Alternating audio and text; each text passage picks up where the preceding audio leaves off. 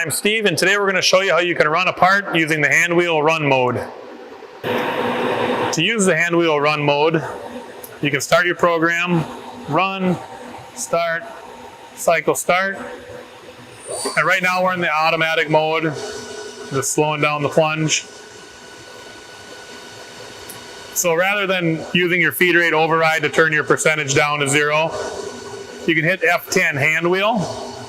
So the program is still active, but right now you see the blue box on top saying Handwheel mode. So now there's no movement, yet the program is still active. And as I turn the handwheel, the control reads the lines of the program, and we're moving in X and Y right now.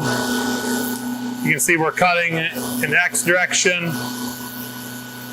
It's going to get up to the corner, it's going to make the chamfer, and it's going to be cutting in Y, all by cranking the handwheel. As soon as you want to stop all motion, just stop cranking the handwheel, all the motion stops. You cannot go backwards through the program, it's only going to advance. So whether you turn the handwheel clockwise or counterclockwise, it's only going to advance. So don't try to back up.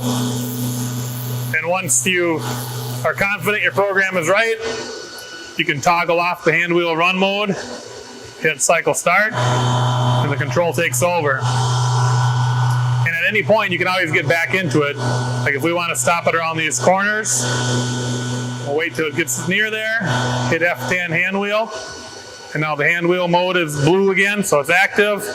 We're going to crank the handwheel. It's going to go around the end of the part, mill the chamfers on.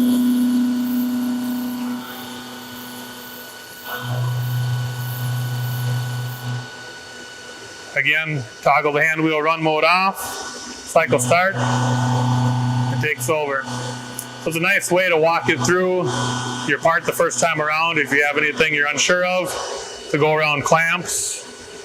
And you can do it during milling cycles, drilling cycles. It will not allow you to do it through a tapping cycle, but all your other modes you can use the handwheel run mode. Thank you, and I hope you find it a useful tip.